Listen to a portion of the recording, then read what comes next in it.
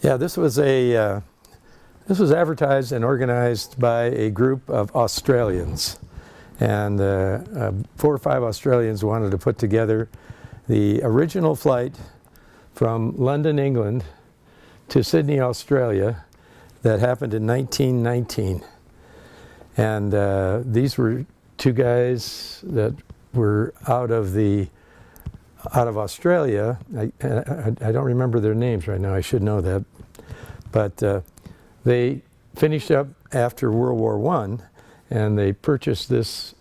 Actually, they did it as Australian officers, and they flew the airplane from London, England to Australia. Now, in 1919, it was really easy. It's hard to believe that compared to what it is today, but the British Empire extended all the way from England to Australia. So all of the countries that are now our enemies are all part of the English Commonwealth at that time.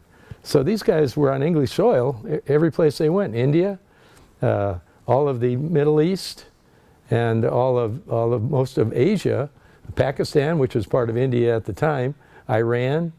All of these countries were controlled by England. So every time they landed, they were on English soil. We had a whole different problem. We have to go through Iraq, and we tried to get permission. The Iraqis said, go to hell. And so we ended up having to go through Saudi Arabia. We had to go down to Egypt, and we tried to get up to go through Iraq. They sent us back. We ended up going down through Saudi Arabia, and then down the Persian Gulf and off across India. So at that time in 1919, it was a pretty simple matter. For us, it was very complex, and we had to use a service out of England called Overflight International, and they had to coordinate with every country that we went through.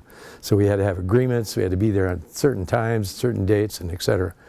It all got started after we read this in the Northwest Flyer magazine. They were going to have this antique air rally, and my neighbor and I decided that we wanted to do this. So we ended up going down to California. We bought a Stetson 108-3 with a 165 horsepower Franklin engine, and we flew that back up to Portland, Oregon, where I was based at the time, flying for Delta Airlines. And we went through the airplane. We fixed everything on the airplane that needed to be fixed. We took the back seat out, put another 10-gallon tank in the back, so we had 6 hours of fuel. Got it all ready, and then we got a shipping container along with 2 other guys that were going to go on it.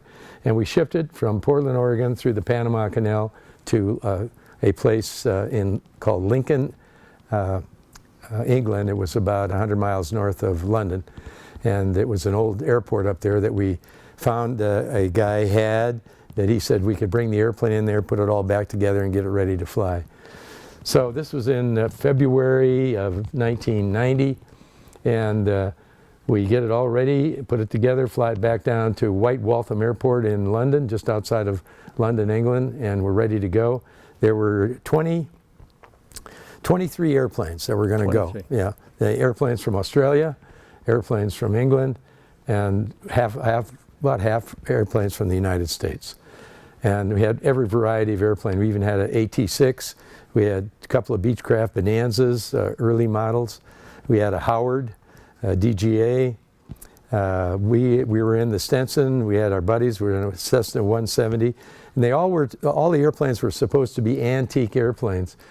And then therefore the name World Vintage Air Rally. So we didn't want any modern airplanes. And we started out that you had to submit your flight plan. The flight plan would factor in the time between all points and the fuel burn. And when we got to Sydney, Australia, the pilots that were the closest would get a special award. Well, after we got going, it got to be in such jeopardy, we realized that wasn't going to get it. Just getting there was going to be the problem. So we accepted that, and we all teamed up. So there was always 2 airplanes together, so we were in a team. So if you're crossing a large body of water or something like that and you have a problem, you got somebody to go back with you. You didn't have to ditch on your own. And so anyhow, we started on this air rally. We went from England over to France, and then we had our first overnight was in Troyes, France, which is just across the English Channel, around the north of Paris. And we went in and overnighted at Troyes, which is just close to Lyon. Spent the night, and on that first day, we lost 3 airplanes. 3 in the first Three day? airplanes in the first day. Mechanical or? No, two of the airplanes, one was a Tiger Moth and the other was a J3 Cub, had to take off from White Waltham and had to land in Calais, which is the closest spot from England to refuel. Well, this happened to be that day there was a gale blowing in Calais, and both airplanes crashed trying to land in Calais. Ah. And there's, you know, a Cub and a Tiger Moth, they're so slow that they're subject to any kind of wind. So they both got boxed up from there and got sent back to the U.S. The other airplane is we had a Gullwing Stinson, and he lost, after he got into Troyes that evening, he had blown a cylinder. So he was out. So the first airplane, we're down to 20 airplanes.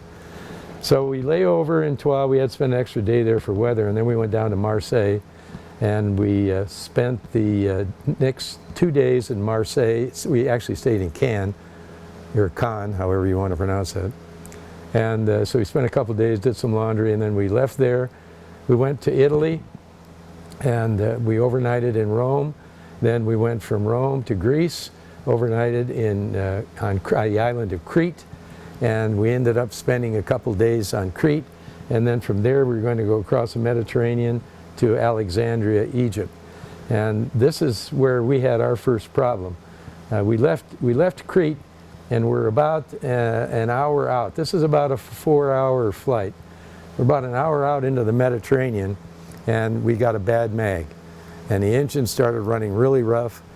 So we said, well, we're not even halfway across the Mediterranean. So we maydaid, turned around and started back to the island of Crete.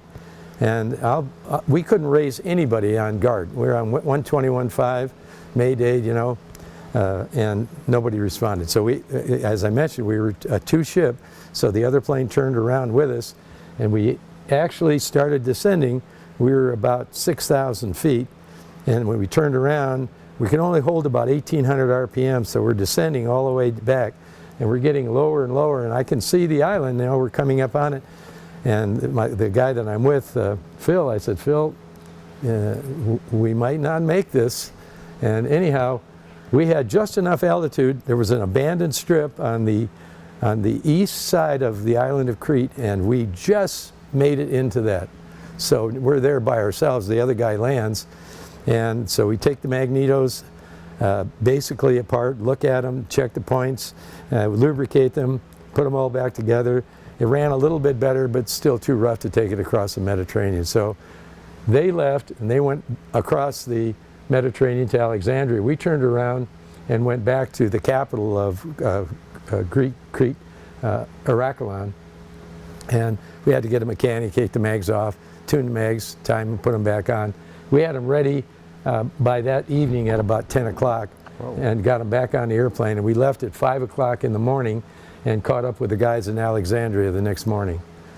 So from Alexandria, we were going to go down the Nile River and then go over to the Red Sea and go back up to Jordan, and from Jordan go back up and run between Saudi Arabia and Iraq to get back down into the Persian Gulf. We're trying to get to Bahrain. But the Iraqis wouldn't let us in. So we had to turn around, come back out of Jordan, and we laid over in Aqaba, which is a famous place there right on the Red Sea. Had to come back in to Luxor, Egypt, and then back down to go into Saudi Arabia. We went in through Jeddah, and then across Saudi Arabia. That's where we lost the next airplane, which was a Fairchild 24 with a Ranger engine on it. He had an engine failure, landed on a highway in Saudi Arabia, and the Saudis didn't like that too much, so they brought a cat out and pushed his airplane off the highway. So he lost that airplane. So now we're down to 19. And so we overnight in Bahrain, and we leave Bahrain to go down to Oman to get across into Pakistan. And I'm standing way outside of where I want to be here. Yeah, down here. We're trying to get to Pakistan. Well, we can't go into Iran. This is Iran here. So we run down the center of the Persian Gulf to Oman, and then we cross over, missing Iran, and we go into Pakistan. And that was a pretty exciting landing. We went to the first airport we could get into Pakistan, and they have nothing there. And we rented a car, and we got 2 50-gallon drums. We drove down to the town, which I don't remember its name, a little town in the middle of nowhere in West Pakistan. and then filled up these 55-gallon drums, came back up, poured it all into our airplane, and left to continue our trip down to Karachi. We went to Karachi, we spent about 3 days there doing maintenance, and then from Karachi we head across India. Takes us 4 days to get across India, and we end up over here in Calcutta. We had to spend 4 days in Calcutta because we had to go down through Rangoon, and the Myanmar government, who are very hostile, said we couldn't come into their mainland, and we don't have enough gas to get around it. So we screwed around negotiations for about 4 days. They finally said, okay, we'll give you a window that you can go down. So we went from Calcutta over to Bangladesh, and then spent the night in Bangladesh. We fueled up, and they said you can land in Rangoon, but you can't buy any fuel there, which left us at a big disadvantage because we don't have enough fuel. We got to make it all the way to Bangkok, Thailand, and for us that's about seven hours. We don't have enough fuel to go that far. So we decided we're going to carry fuel with us. So we bought a bunch of 1-gallon fuel containers, and we fill those up with fuel and put them in our baggage compartment, which is really kind of stupid. And so then we leave and go on down to Rangoon. We had to fly above 8,000 feet because that was small arms fire could reach up to that altitude. So we had to be above what small arms fire could reach us, or they'd shoot us down. We land in Rangoon, and would you believe they'd let us buy fuel? But we have all this fuel, yeah. So we used our own fuel. That was our biggest mistake of the whole trip, because we had about 5 or 6 gallons of extra fuel, but it wasn't quite enough, and it didn't top the tanks off, and I didn't go ahead and buy fuel there. I should have, because it happens that we get out of there late that afternoon, and we got to go across this little body of water, which is right here, and to get into Thailand. And then when you get over here into Thailand, it's all jungle. There is no place to land. Well, it just happens the sun is going down just about the time we roll up on Thailand, and we're starting to move across Thailand, and I'm doing my how goes it on fuel, and I finally realize I can't make Bangkok. And I'm over jungle at night. Now I have position lights on this Stenson, and I have basically very minimal lights on the inside. So I have to go up and fly up under my buddy in his 170 to use his position lights, and I have no horizon. So it's at night. And I got needle ball and airspeed, but boy, that's pretty cumbersome at night, and I'm trying to navigate, and my partner, he can't navigate at all. He's got no skills in that area. And so I come up underneath the Cessna, and I use his position lights, and I told Phil, I said, just stay right there and just follow him. And then I'm navigating, and I finally go back to guard again, my second time on this trip, and I call up Mayday, and we were Vintage Rally flight, and our flight number was Hotel. And I said, Vintage Rally, anybody on guard for Vintage Rally? And I got Bangkok approach control. What? And he says, who are you? And I try and explain to him. He said, we're a flight of 6 vintage airplanes, and we're out at what location that I could make that long, the best of my ability. And I said, is there any airport out here closer? And he said, he gave me a Thai Air Force base, and I don't remember, Thai words are all about this long. It was some Thai Air Force base. And so he gave me a frequency. I went over to that frequency, and I called him, and I told him who we were, and we were declaring an emergency. We were going to land. And all he would say to me is, do not land here. Do not land here. This is a Thai Air Force base. Do not land here. And I said, buddy, we're landing there. And he's got a bunch of T-37 shooting transition in the traffic pattern. And they're doing night landings. Oh, no.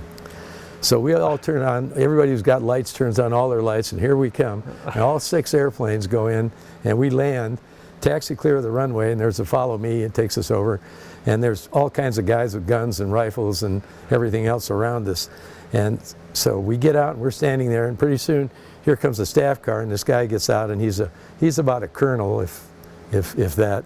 He comes over, and in perfect English, he says, what the hell are you doing here? And I says, well, I'm going to explain it to you really quickly. He says, God, do you realize the trouble I'm going to have? And I said, look, all we need to do is get some gas and we'll be out of here. Well, they don't have any avgas there. All they have is jet fuel. Oh. So he says, you'll have to wait till morning. He says, what I'll do is I'll take you over to the BOQ. I'll give you guys a billet in the BOQ. Don't talk to anybody. Don't tell anybody where you came from. Don't tell them that you're here. Don't tell anybody anything. He said, I'll give you some food and some beer. Just hang out by yourself. So we did. We hung out next morning. About 5 o'clock, they show up. They take us downtown. We buy enough fuel to put on our airplane. We fill up the airplane, so we go on to Bangkok.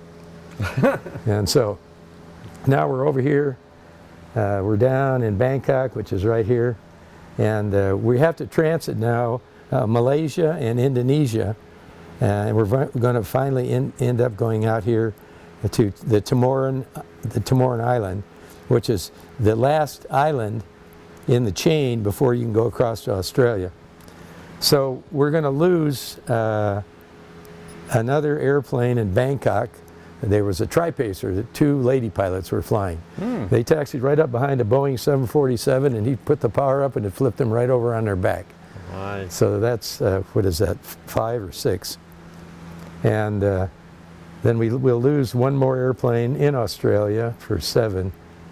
And I was thinking we lost almost half, but we lost a lot of airplanes en route. No fatalities, however, which is good. Those women made it through okay? They're flipping over? Yeah, well, there was another one that went down to the Big Rock here in Red Rock in Australia, and they ran out of fuel and crashed down there. They were just going someplace on their own.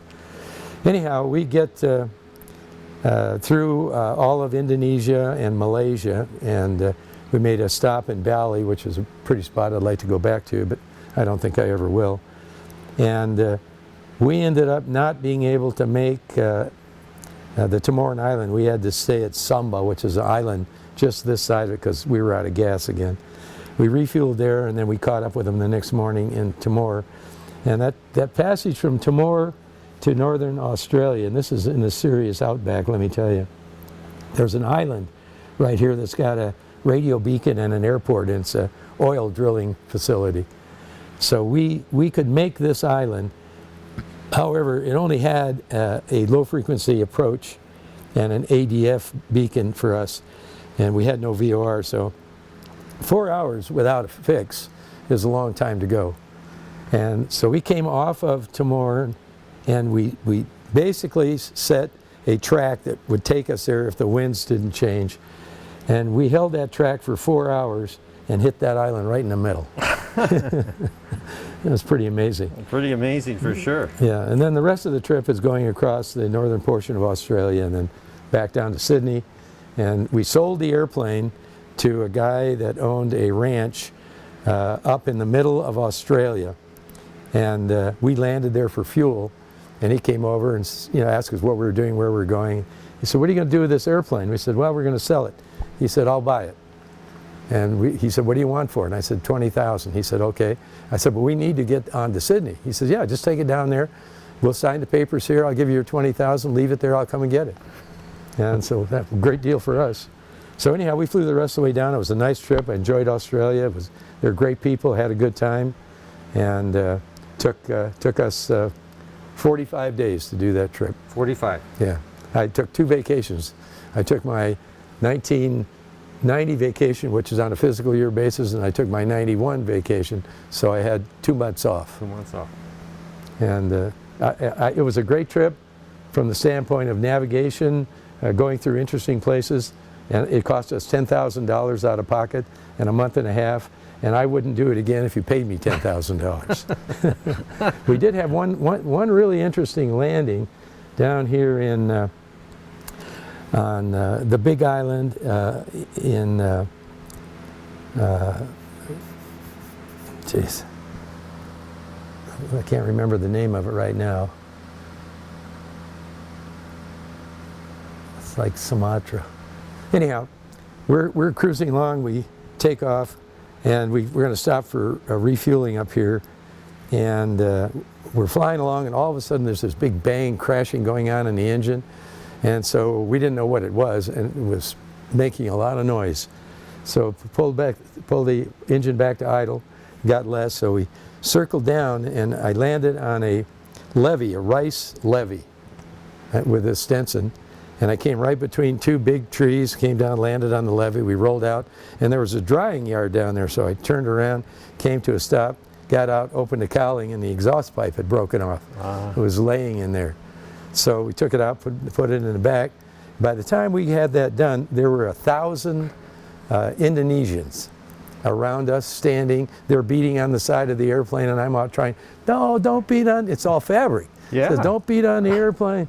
Finally, some kid comes up in a little motor scooter, and he says, oh, I speak English, I could help you. And I said, yeah, just tell them to quit beating. So he's talking to these people, and they're jumping up and down, and they seemed so happy to see us, they just wanted a piece of the airplane.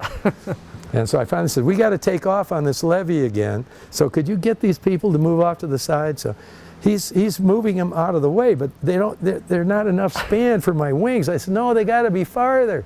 So they got about as far, and I said, well, I guess they'll move when I come by. So I added the power up, and I told Phil, I said, we killed one of these people, we're dead. And so down the levee we go, and these people are diving off into these rice paddies as I'm going down there. It was like I was peeling an orange. They were all falling into the rice paddy. And I finally took off, and I came around, I waved my wings at them, and away we went. Anyhow, that was an exciting off-the-airport landing. That's the first time you told me that one. Yeah, so there's 1,000, I can't tell you 1,000 stories. Another interesting story was the guy with me his name was Phil Richardson. He's a private pilot, has really no flying skills, no navigation skills, but he owns a shop, and he lived across the airport from me. I thought he'd be a good mechanic, but even that was problematic. But anyhow, Phil, as a kid, was playing one day with his buddy, and his buddy shot an arrow at him and hit him in his eye. So it took his eye out. So he had a glass eye in one eye. And then as he got old, his teeth got rotten and his teeth fell out, so he had false teeth. And so we were in India, laying over in Ahmedabad, I think it was, and we were in these little cabins, and it was a moonlit night, and he takes out his teeth and puts them in a saline solution along with his eye.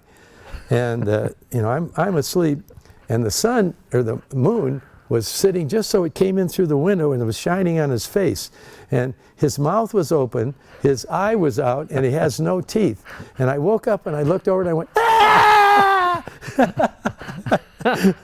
I woke him up, he said, what's wrong, what's wrong? I said, God damn, you're hideous. Anyhow, that was funny. That's a good story.